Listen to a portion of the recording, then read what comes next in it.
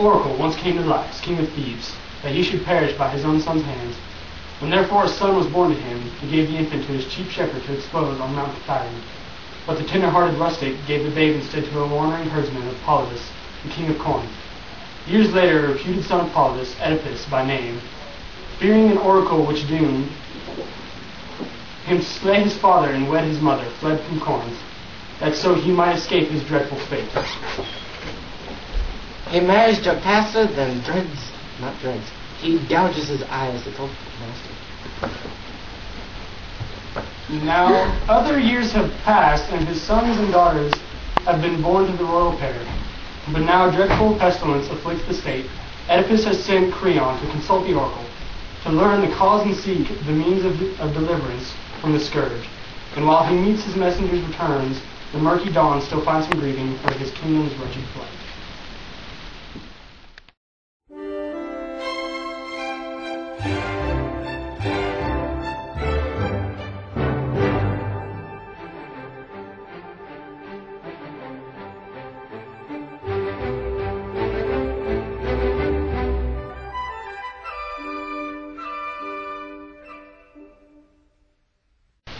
Romeo, Romeo, wherefore art thou, Romeo? Here I am. Deny thy father, and refuse thy name.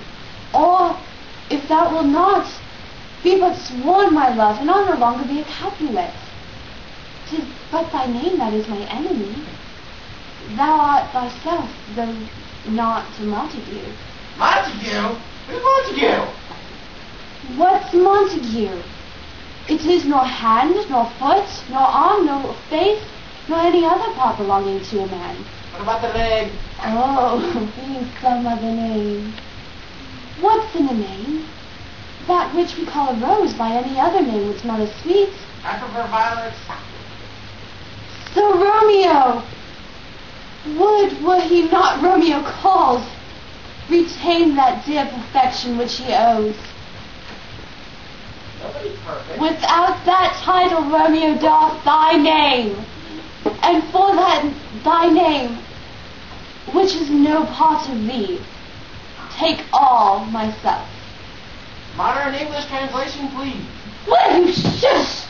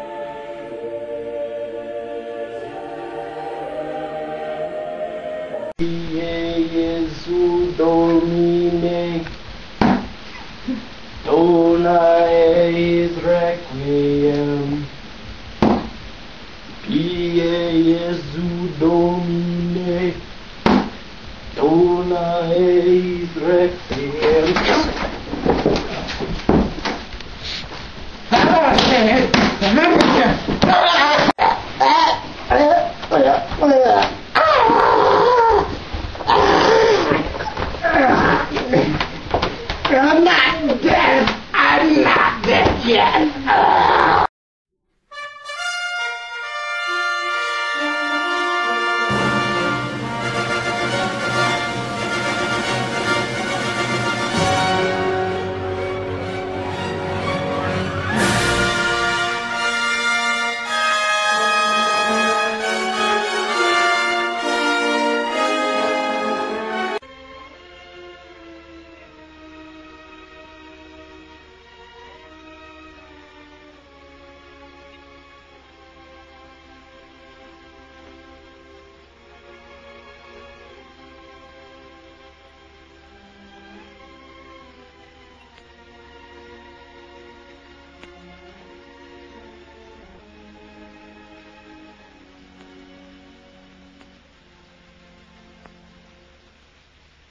I'm sorry.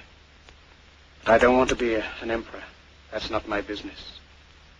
I don't want to rule or conquer anyone. I should like to help everyone if possible. Jew, Gentile, black man, white. We all want to help one another. Human beings are like that. We want to live by each other's happiness, not by each other's misery. We don't want to hate and despise one another.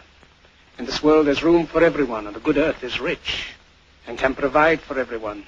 The way of life can be free and beautiful, but we have lost the way. Greed has poisoned men's souls, has barricaded the world with hate, has goose-stepped us into misery and bloodshed. We have developed speed, but we have shut ourselves in. Machinery that gives abundance has left us in want. Our knowledge has made us cynical, our cleverness hard and unkind. We think too much and feel too little. More than machinery, we need humanity. More than cleverness, we need kindness and gentleness. Without these qualities, life will be violent, and all will be lost. The aeroplane and the radio have brought us closer together. The very nature of these inventions cries out for the goodness in men, cries out for universal brotherhood, for the unity of us all. Even now, my voice is reaching millions throughout the world, millions of despairing men, women, and little children, victims of a system that makes men torture and imprison innocent people. To those who can hear me, I say, do not despair. The misery that is now upon us is but the passing of greed, the bitterness of men who fear the way of human progress. The hate of men will pass, and dictators die, and the power they took from the people will return to the people. And so long as men die, liberty will never perish.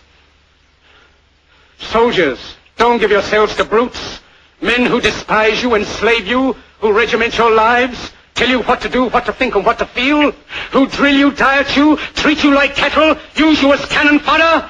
Don't give yourselves to these unnatural men with machine minds and machine hearts.